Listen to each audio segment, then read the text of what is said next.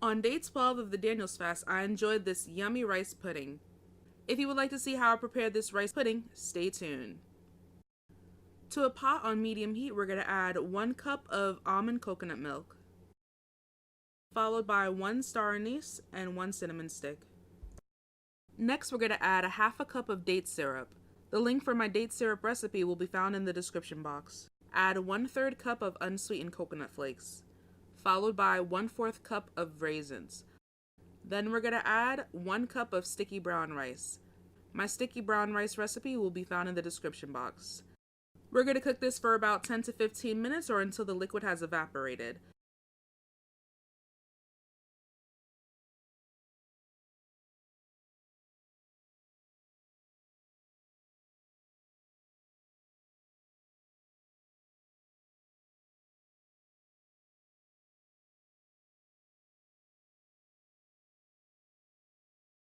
And there you have it, a delicious rice pudding recipe.